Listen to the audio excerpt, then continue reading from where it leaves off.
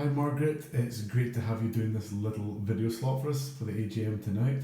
So obviously as a church we've had a big year of change. Tell us a little bit how that has affected Kids Church and how some of the ways you've adapted to that.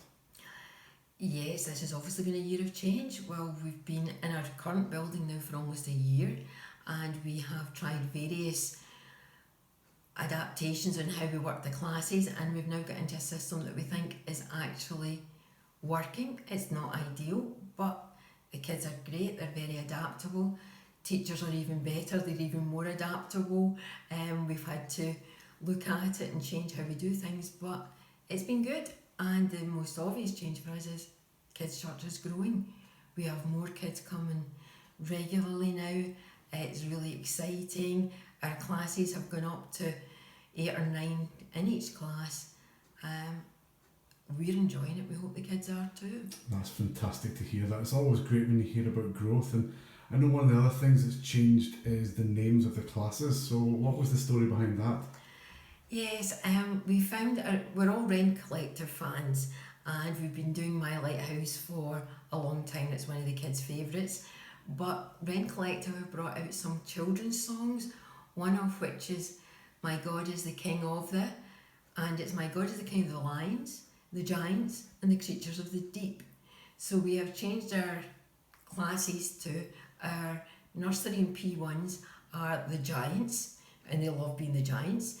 And then our P2-3s are our lions, and then our older class are the creatures of the sea. So we have our song each week, they know their parts in it, and they've just taken to it and they absolutely love it. Sounds fantastic. I think I might start coming as well, Margaret, because it sounds a lot of fun. So what about the programme? What are some of the things you've been teaching this year?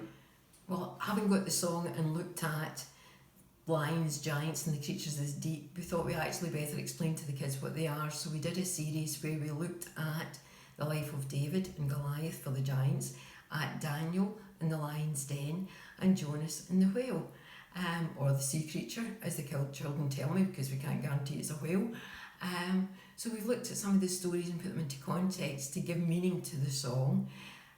One of my favourite verses is Psalm 8 verse 2, which says that basically that the praise and worship of children can bring down strongholds.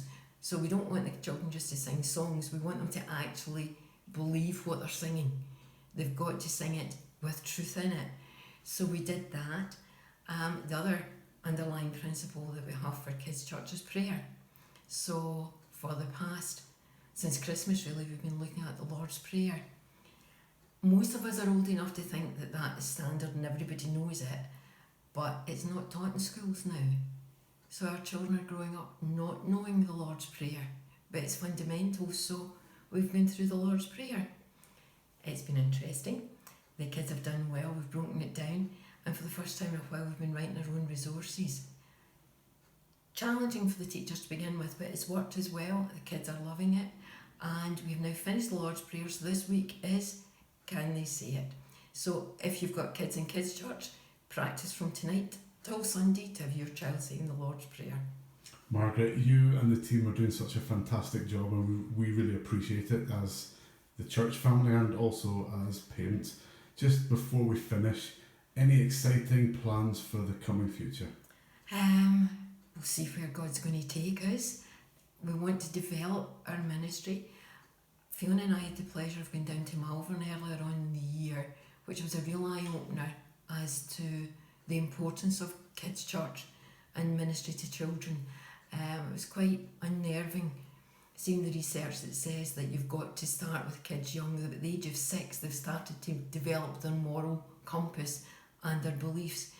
So we want our kids to grow up knowing biblical truth, but also knowing a relationship with God, and prayer is fundamental to that, and worship.